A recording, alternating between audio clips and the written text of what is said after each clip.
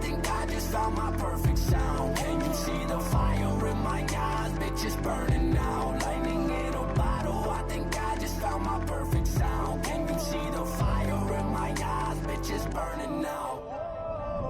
Yo. How you living? How you feeling? How you doing? It's First Choice Fantasy back. My name's Ed. With me is Cam today.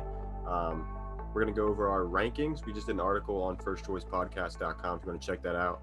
It was our Dynasty Fantasy Football rankings by position. So today we're going to pretty much do a brief overview of that, give one player each of us that we believe needs a little bit of an explanation as far as their ranking. Talk about a player that we believe is being overlooked as far as sleeper-wise, high upside. And we're going to do that at each position. So first, obviously, quarterbacks. Cam, you have anything to say before we do get into this? No, let's go. All right. Quarterbacks. For the first thing, we're going to talk about a player that we need to explain, right? Trevor Lawrence at 3. Both of us, me and Cam, both have Trevor Lawrence at 3.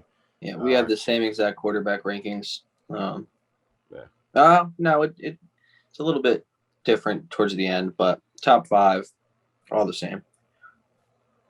In order, you want to just list them off, I guess? Yeah, so we got Justin Fields at number 1. Now, this is for purely fantasy purposes, so I think that's self-explanatory there. Trey Lance at number 2, which we'll get into when we explain Trevor Lawrence at number 3. Zach Wilson at 4, Mac Jones at 5. And then I have Ian Book at 6, Davis Mills at 7, and Kyle Trask at 8, while he has he has Davis Mills at 6, Kyle Trask at 7, and then Book at 8. Also, can't forget the honorable mention, Kellen Mond, Minnesota. Oh, yeah, of course. Can't forget him. Did you hear about, did you listen to RG3 talking about Kirk Cousins and saying that he has to be angry with this pick because Kellen Mond's everything that Kirk Cousins isn't, and that Kirk Cousins has been just collecting checks in Minnesota, taking them to 8-8, 9-7 seasons? So what's that to say that what's he sitting there angry on the bench because Lamar's everything that he was supposed to be? Yeah, well, he's not even, I don't think he's on the Ravens anymore, is he? No, is he? Is he not? I don't think so. He said he wants to be part of the 49ers team so that he can mentor Trey Lance, though. He did say that. Strange thing to do. He just talked somebody down, his old teammate that beat him out. Regardless, let's get past that. All right. Trevor Lawrence, that's the topic we're here for. Trevor Lawrence, number 3. All right. I guess the real explanation on my part is the fact that obviously, he's this best prospect I've ever seen, Andrew Luck type thing, quarterback-wise. But I don't know how to explain this, but my rankings I usually do upside, really. Like, the players that have the highest upside, I'm going to take that. Like, Justin Fields' upside is out the roof. You know that. It's Jalen Hurts plus, it's Lamar Jackson-esque, I guess, in a sense, like points-wise, because he can make it on the ground. He can do it through the air as Allen Robinson on his team. That's a beautiful, number 1 wide receiver to have first year in the league. They're closer to Russell Wilson, but yeah. Trey Lance, I have him at 2 just because, again, the feet, the mobility, the offense over there in San Francisco, I would say scheme-wise is, from what we know, better than Urban Meyer is going to have his first year, I would say, just because it's already solidified. The offense has shown that, he put – even Jimmy G is not mobile, but he still had some fantasy-relevant games. Obviously, he's not a quarterback one by any means, but Trey Lance with his feet and the offense being as it is with the weapons, the upside pretty much topless in a sense. Trevor Lawrence, I feel like his ceiling is kind of capped with that offense and the weapons that he has. The weapons that he has aren't bad, obviously. Travis Etienne's really good. I like Laviska Shenault, but he's got some decent weapons around him now. He's got DJ Chark and then Marvin Jones and Laviska. That's not a bad core. But compare that to San Francisco. Debo, you have to sort of. You say Tebow? Debo. Oh, I thought you were talking about Tim Tebow as a weapon. He's kind of just like, I don't know. He's not a crazy good route runner. You kind of have to. He makes plays in the open field. And then, yeah. I mean, of course, George Kittle, number 2 tight end in the league. Maybe number 3 now with Kyle Pitts coming in there. Who knows? I don't know. I don't think they're too far. I don't know. I don't think they're too far off, to be honest. I think the ceiling for Lance is higher is what I'm saying. That's why I do my rankings based off of, honestly. But I just think the 49ers have a better team as a whole, which is why Lance ranks above for me. I don't the offense doesn't really come into as much play. I think the 49ers have a much better head coach. They have a much better defense, which is going to come into play for making a rookie quarterback's life much easier and a quarterback's life much easier moving forward past rookie season. So that's all why I have Lawrence at number 3 as well. I also didn't like the fact that he threw the ball to the running back so much during his college career. I mean, this is included in my article, but lucky for him, his running back from college joined him. Is that going to help him? Sure. But I think it still is a cause for concern. And I think his floor is a lot lower than Justin Fields. His floor is higher than Trey Lance. Trey Lance's floor is really third string quarterback. I mean, he's very raw. It is. I mean, if he doesn't get coached up and shown how to play properly in the NFL, he's going to have a tough time making it by himself. I mean, I think he had a great landing spot though with the 49ers. I mean, you can't ask for much more, and I don't think he's going to come anywhere near his floor. But all those are reasons why I have Lawrence at number 3 along with you. I can dig it. All right, so that was our explanation we needed to get out of the way. Now let's talk about, I guess, the sleeper quarterback. Do we have the same sleeper quarterback, Davis Mills? We do have the same sleeper quarterback. I can include another, but yeah, let's get into Davis Mills. All right, my sleeper was between Davis Mills and Ian Book, solely for the simple fact that, the weapons and the offense that Ian Book would be going into is a lot better than Davis Mills, like straight up facts. But the thing with Ian Book in New Orleans is the fact that I feel like the Saints kind of have like this pull towards, the quarterbacks they have, mainly Taysom Hill.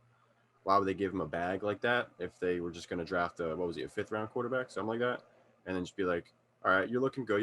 Yeah, you can take over for this quarterback that we just paid millions for. That's the unrealistic possibility. I don't think it's going to happen. But Davis Mills has the opportunity to really just walk in there and be a starter. Just because Watson, don't know what's going to happen. He might not even play this year, supposedly. Reports coming out saying that. And then also Tyrod Taylor could just puncture another lung. Who really knows? Who knows? Davis Mills, I don't know about his talent. I really have no clue about him. But I know that the situation he's in, he could possibly starter day one, depending on how things go. I don't think Ian Book has a possibility.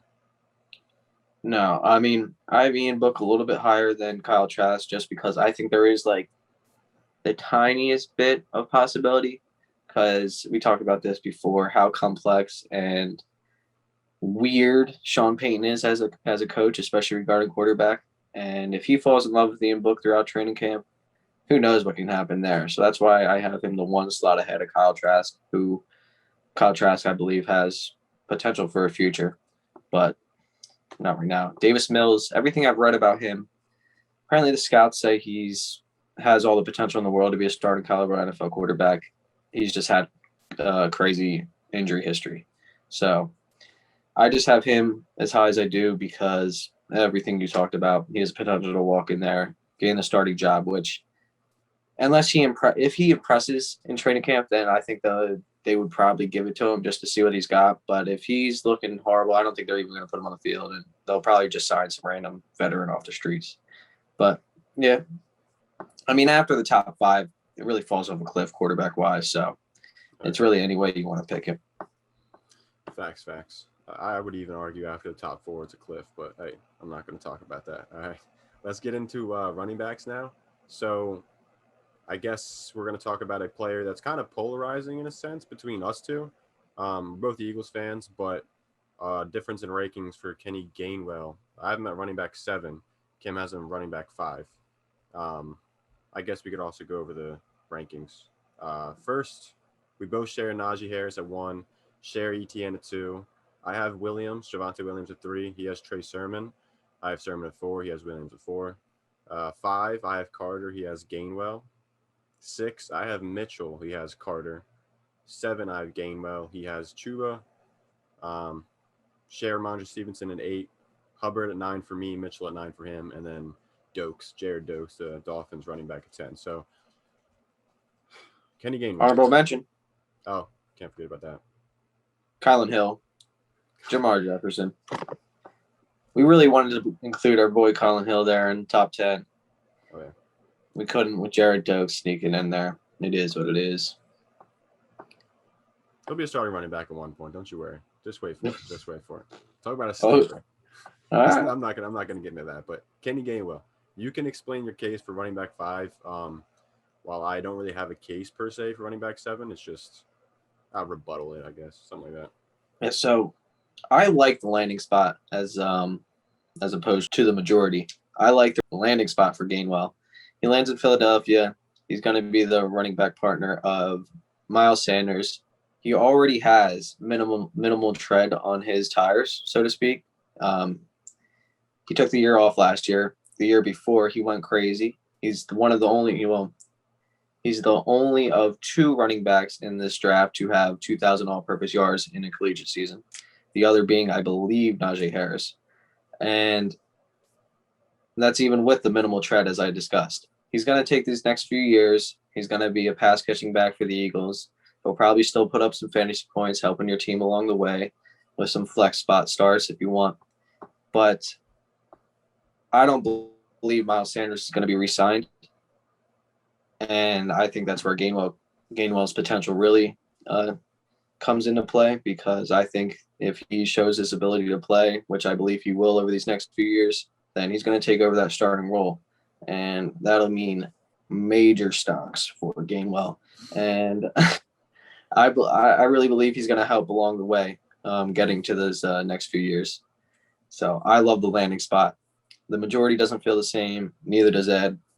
Get into that.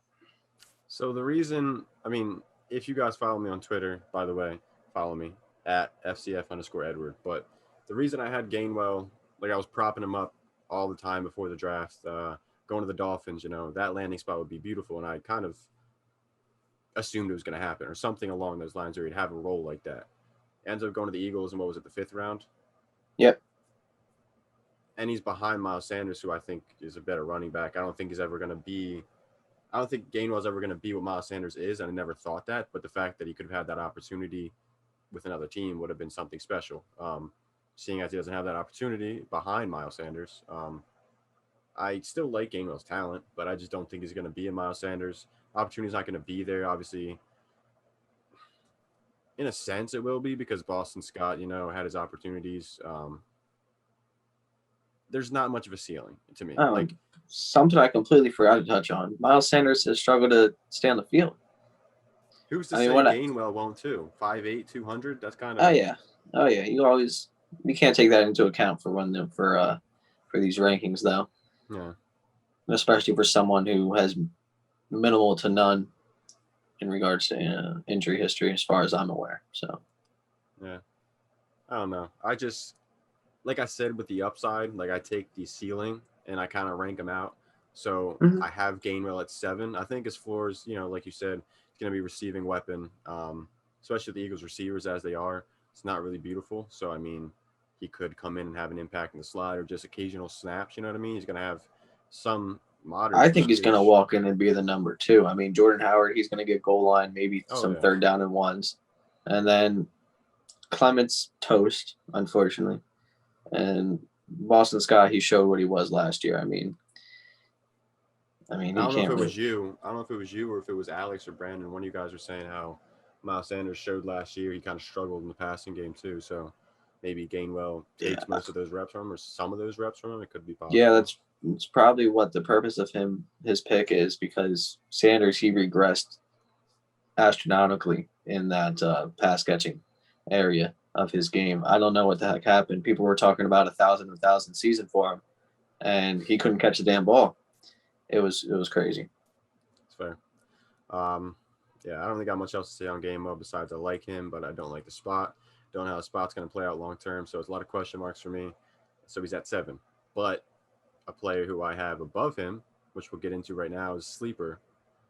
Elijah Mitchell at running back 6 compared to Kenny Gainwell at running back 7, right? It's probably bold as hell because you have Elijah Mitchell at running back 9. I think this is, again, where the upside of the ceiling comes into play per se. He's with San Francisco, right? People keep on hounding each other on Twitter. Like I'm on Twitter a lot, and these people just keep on hounding on people that are saying, just because Trey Sermon landed in San Francisco doesn't mean he's going to be a legit superstar right away. Nobody says these things, but the ceiling, we've seen Mostert, Jeff Wilson. Jeff Wilson played he had 4 games where he had the majority of the carries, right? And he got 20 fantasy points each game. Jeff Wilson, Jeff Wilson. Just think about that. He was on the practice squad. Raheem Mostert was undrafted free agent. He has the speed, yeah, granted. But the thing is, Kyle Shanahan can scheme these players into situations where not just helping the team, but they're going to get fantasy points out of it, obviously. But he finds ways to use these players' talents, and he gets some opportunities that work, like touchdowns. Jeff Wilson what was it, 2 years ago? He had one game where he had 2 or 3 touchdowns out of nowhere, literally out of nowhere. But the ceiling for these players in these situations, especially given the fact that most of these running backs on San Francisco's roster, Mostert, Wilson, Coleman's not there anymore, McKinnon's gone too, but the majority of the running backs that Shanahan usually has get injured. So the opportunity is right there. And if you have 2-3 good games like that, Elijah Mitchell can just pop up and give you 2 running back 1 weeks in the season. That's beneficial compared to Kenny Gainwell, which I don't think if you his ceiling is somehow all that manage well. to predict it. You don't have to predict it. If there's injuries, he's going to get the opportunity and he's going to perform. If you get the opportunity in the Shanahan offense, you're probably going to perform at running back. Probably, more than likely. Elijah Mitchell or Kylan Hill. Put Kylan Hill in that offense, is going to perform. I don't know. I like the ceiling and the possibility of that happening. And you could say the whole, you're not going to start in those games. You don't really know. But who's to tell you? Say you have Mostert or you have Wilson and you have both of them, and then both of them are out. What are you going to do? Well, logical decision, if you don't have somebody on the bench to fill that role, get their replacement. You know what I mean? That's a high upside swing. Mm-hmm. So, I mean, I don't know. I like Mitchell, especially since given the fact that he's very athletic. And then the offense, it's going to be beautiful. It's a beautiful place. I like Elijah Mitchell. Obviously, as a result, I like Trey Sermon too, but Mitchell's a good sleeper in my eyes. Getting him in the back half of the 3rd round, well, he was. I don't know if he is anymore because I think our recent draft, I got him in the 2nd. But I reached on the upside. It is what it is. I do that all the time. What are your thoughts? All the time. I don't have a ton of thoughts on Mitchell. I haven't looked into him a ton, but I do have him as my RB9 solely because of the landing spot. It's a loaded backfield. It's going to be trouble getting on the field, and even if he does get on the field early, what's he going to get 4 carries, just switching in rotation with guys? I mean, I'm really mad. I traded for Mostert right before draft, and I'm upset with myself because that backfield's going to suck to deal with fantasy-wise. You just got to pray some guys get hurt. Hopefully my guy Mostert now doesn't get hurt. But, yeah, it's a sketchy backfield fantasy-wise. You just have to rely on injuries, and like you were discussing, I mean, the upside is there just because of the offense that he's on. But right now, I think that there 7 running backs on that roster right now? Well, I know they got Mostert, Wilson, Mitchell, Sermon. Who else they got? I don't know, but let's look. Check it out. 49ers roster. That's running backs. That would be better. There's Hasty. I'm not saying Hasty's holding them back, but Wayne Gallman. Yeah, I seen somebody saying some bullshit on Twitter about Trey Sermon. Wayne Gallman. Why the hell did they sign him? Why did Gallman even go there? Gallman was performing well with the Giants last year. Why would he do that to himself? Well, they failed him over with Devontae Booker, but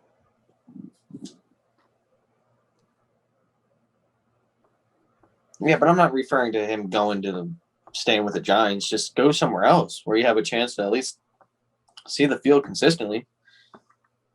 Fair.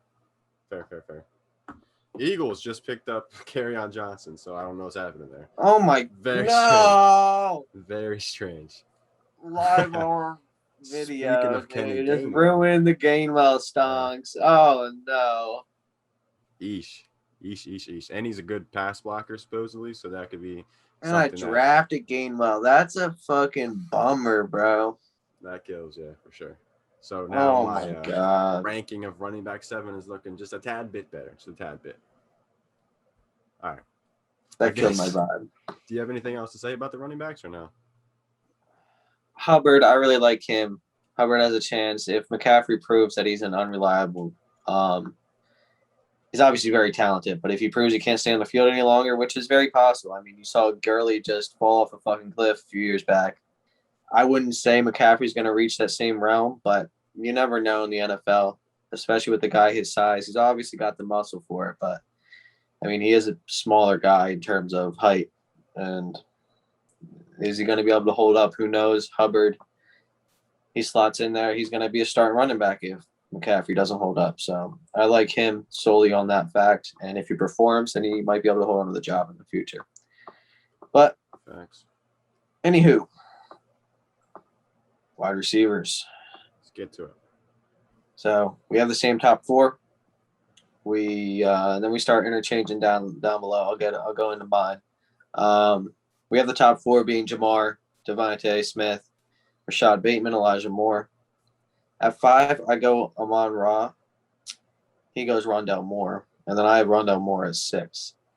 I have Jalen Waddle all the way down at 7. Terrace Marshall at 8. Diami Brown, hopefully I said that right, at 9. Amari Rodgers at 10. That is solely on the fact of the other Rodgers staying there. Josh Palmer at 11. Another landing spot choice there. Kadarius Toney. He's going to be one of the guys that we discuss here. At 12. Cornell Powell at 13. Dwayne Eskridge at 14. Anthony Schwartz at 15. And Tylan Wallace at 16. Some honorable mention guys we got in here is Cade Johnson, Amir Smith-Marset, Mike Strachan, and Isaiah McCoy. Mike was Spracken, boo. So yeah, he went to the Colts, so that's a decent landing spot too with the lack of competition in a sense. Just Hilton, injured Campbell, injured Hilton also, and Michael Pittman. But I don't. If you want to check out my rankings, he just went over his. You want to check out mine as well. I'm going to put the link in the description as well. But let's go over. We're going to go over something that needs explanation. Who are you thinking? I mean, Jalen Waddle, I have him so low compared to others, solely because I think he's going to be your classic boomer bust guy in the NFL. He will make an impact. He will be able to win you some games here and there. But he's going to be someone you have to pick your spots with. He's not going to be able to be a set it and forget it guy, which is unfortunate. I mean, you would kind of want that if you're a team picking at number 6 in the NFL draft. You kind of want a guy you can rely on week to week. I don't think Waddle's going to be that, which is why he's going to be so low in my rankings. He's also why I didn't pick him in a rookie draft. I traded out of that spot for a reason. So he scares me a little bit. He will help your team here and there. I just didn't want the headache of having to pick my spots with him. And that's that. I have my wide receiver 6. You have him at 7. I didn't do a write-up on him like you did your write-up. I didn't really do anything just because pretty much everything you say I agree with. Who did I have at 7? I could have put Marshall over Waddle, Terrace Marshall, and I think I may in hindsight, but given the rankings that we do have, Waddle's at 6 for me, Marshall at 7. I just think, I mean, like you said, Waddle's going to be like a boom or bust, like here and there type of thing. But the thing is, I don't know personally, and I haven't seen anything that suggests how the Dolphins are going to use Waddle, like as a deep threat like Henry Ruggs, or they're going to use him as a weapon in the slot. That would be interesting if they do. Like they used Lynn Bowden last year. If they use Waddle anything like they used Bowden last year, Waddle's probably going to be a steal at this point. But it's the question mark. You know what I mean? Like he's a good playmaker, a lot better than Henry Ruggs, I'd say. But it's a question mark with me.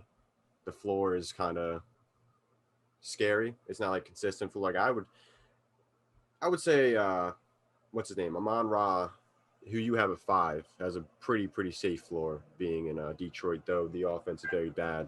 Still think he's going to be able to produce, and he's going to be, the go-to slot guy there. So that could be something. But enough about floors.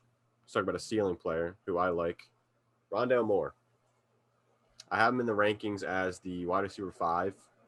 and or however you want to take this, the running back 6 with a little winky face. Um, I think his usage is going to be very, very different compared to, regular wide receivers and whatnot. It's going to be much from what I believe to be happening. I think it's going to be much like Curtis Samuel was last year with the Panthers, being used as a running back occasionally.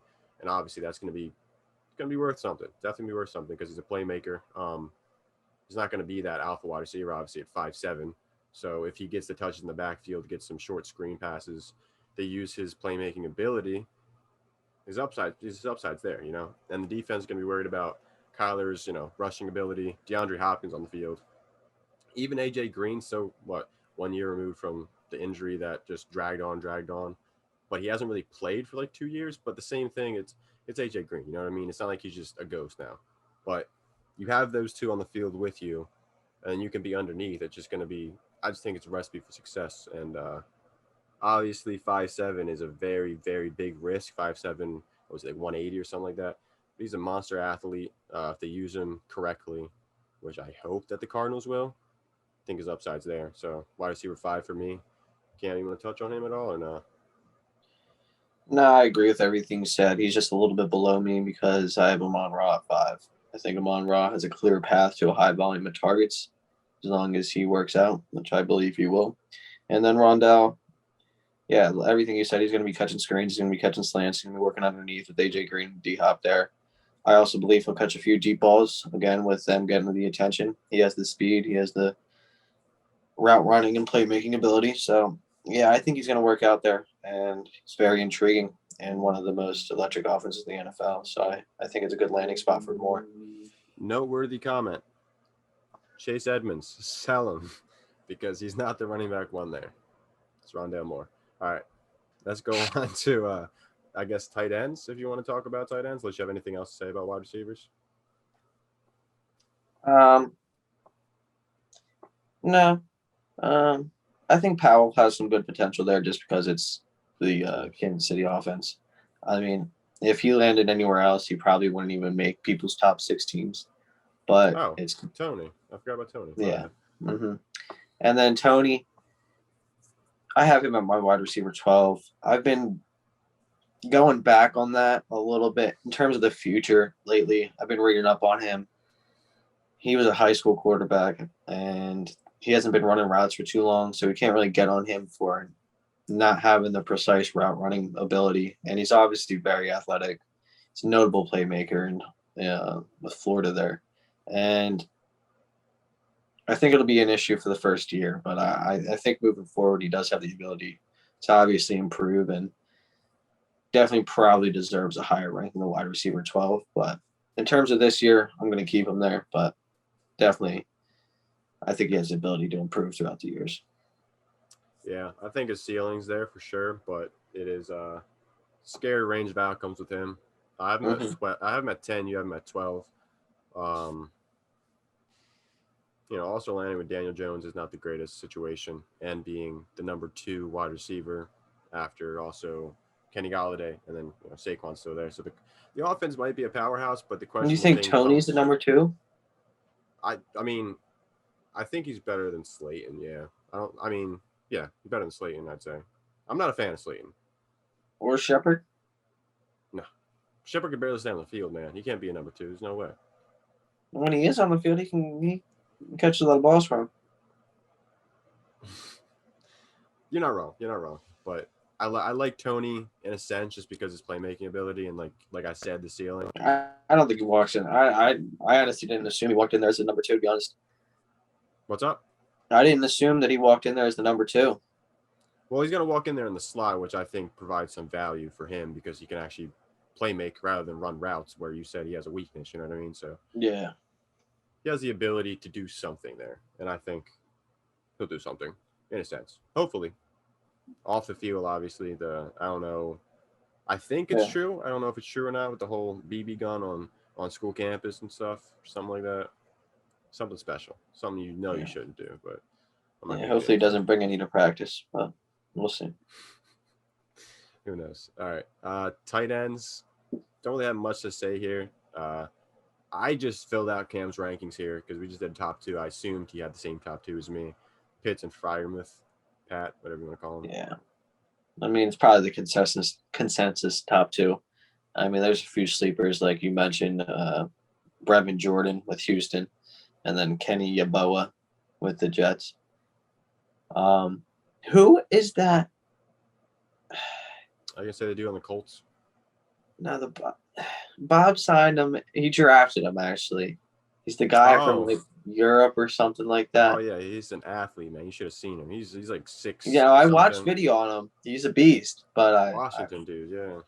Oh yeah, he signed with Washington, of course. Washington signed Yeah. the corniest tight ends, dude. I mean, he's Not corny, but like the wackest. Freaking got Logan Thomas there, freaking balling out, and now they're gonna sign this dude. I would say he's a sleeper too. Crazy. Oh yeah. Yeah. I was trying to pick him up honestly before the rookie draft, but I didn't know he was a rookie because he was already signed with them. You know what I mean? Like he didn't get drafted; he got signed with them before the draft. And I was like, oh, let me try to pick him up in sleeper. And then he got added in as a rookie, and it was like, you can't add rookies pre-draft. Not a rookie, well, technically, but yeah.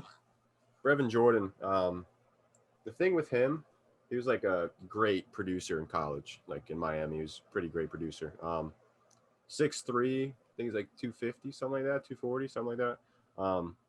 But he goes to Houston, who doesn't really – they have tight ends, but none of them are immovable objects, you know what I mean? Plus, they have a new head coach. What was he, a passing game coordinator for the Ravens or something like that? Wide receivers coach, something like that. But, you know, they use their tight ends a lot in Baltimore last year. Mark Andrews snapped last year and the year before. Maybe Brevin Jordan has some interest by the head coach. Also, lack of competition and the fact that he produced majorly in college could help him.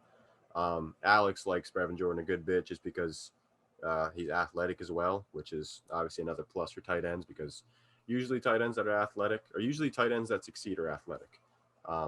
Speaking of athletic, Kenny Yeboah is also a great athlete. In New York with the Jets, they have Chris Herndon, who I don't. He's been sleeping for a while. Yeah, he's definitely sleeping for a while. We'll see if he wakes up. Yeah. But not much competition there, I'd say. And he's also athletic, and he did some things in college while also he went to Ole Miss with Elijah Moore and when he was there early on with A.J. Brown, DK. But maybe he has the possibility of doing something. You know, some of these tight ends, like the tight ends that are superstars now, they really come out of nowhere. Darren Waller, obviously, Travis Kelce, George Kittle. They weren't, you know. T.J. Hawkinson was picked 6th, and Lord knows how that's going right now. So, I mean, maybe these people actually have some value later in their careers. But at the moment, they are honorable mentions and sleepers per se. But that's all I really got to say about them. You got anything to say or no? No, not really. Pitts is going to get Julio shipped out of Atlanta, so that'll help Pitts' case. He'll definitely eat up a lot of targets there. So Pitts is Julio 2.0. Pitts is Njoku 2.0. He's one of the other. Well, yeah, we'll see. I mean, I don't know. I think he'll fall somewhere in between. I don't think he's going to be the freaking GOAT like he's talking about. But we'll see. That? Well, he said he wants to be the GOAT. He said something. He said he either wants to be or he's going to be one of the two. Whatever. Big thing to say when you come right in the league, but I mean, expectations are there, so it makes sense. No. We'll see. That finishes this episode. If you want to check out the article as a whole, it's a pretty long, decent read on firstchoicepodcast.com. Check out Alex's article he has over there as well, seeing if rookies are worth drafting in redraft. That one's an interesting read. Some good data goes into that one. It's a good one. You should check that one out. Definitely. And we also have blog posts on there as well, talking about our Dynasty leagues that we have. So keep up with that. Like, comment, share, subscribe as well. Obviously, follow us on Twitter, FCF_Edward, FCF_Brandon. What's your Twitter, Cam? If you want to leave it there, it's KCutlass33. But and then also, we'll probably change that at some point. Something along those lines. But yeah, without further ado, I guess that writes the ship for us. Appreciate y'all watching. Deuces.